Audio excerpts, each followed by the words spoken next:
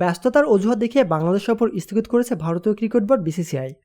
ভারতের বাংলাদেশ সফর বাতিলের পর আগামী আগস্টে স্বল্প পরিসরে সাদা বলার সিরিজ আয়োজনের প্রস্তাব দিয়েছে শ্রীলঙ্কান ক্রিকেট বোর্ড এসএলসি। ভারতের ক্রিকেট নিয়ন্ত্রক সংস্থা বিসিসিআইয়ের কাছে ইতিমধ্যেই এই প্রস্তাব পাঠানো হয়েছে। তবে এখনও বিসিসিআই আনুষ্ঠানিকভাবে কোনো সিদ্ধান্ত জানায়নি।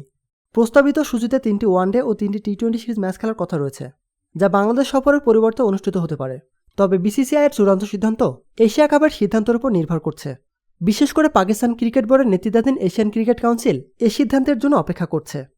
মূলত ভারত 17 থেকে 31 আগস্ট পর্যন্ত বাংলাদেশে 6টি সাদা বলের ম্যাচ খেলার কথা ছিল, কিন্তু আন্তর্জাতিক ব্যস্ততা ও সূচি সমন্বয়ের কারণে দুই বোর্ড তা স্থগিত করেছে, যা আগামী বছরের সেপ্টেম্বরে অনুষ্ঠিত হবে। এদিকে এশিয়া কাপের বিষয়ে 2-3 দিনের মধ্যে সিদ্ধান্ত আসতে পারে। 10 থেকে 27 সেপ্টেম্বর পর্যন্ত এশিয়া কাপের সম্ভাব্য সূচি নির্ধারিত হয়েছে। তবে এ বিষয়ে ভারত সরকারের অনুমোদন প্রয়োজন। অনুমোদন মিললে চূড়ান্ত তারিখ ঘোষণা করা হবে। প্রতিনিয়ত খেলাধুলার আপডেট জানতে খেলাযোগ টিভির সাথেই থাকুন। এতক্ষণ আমাদের সাথে থাকার জন্য আপনাকে জানাচ্ছি বিশেষ ধন্যবাদ।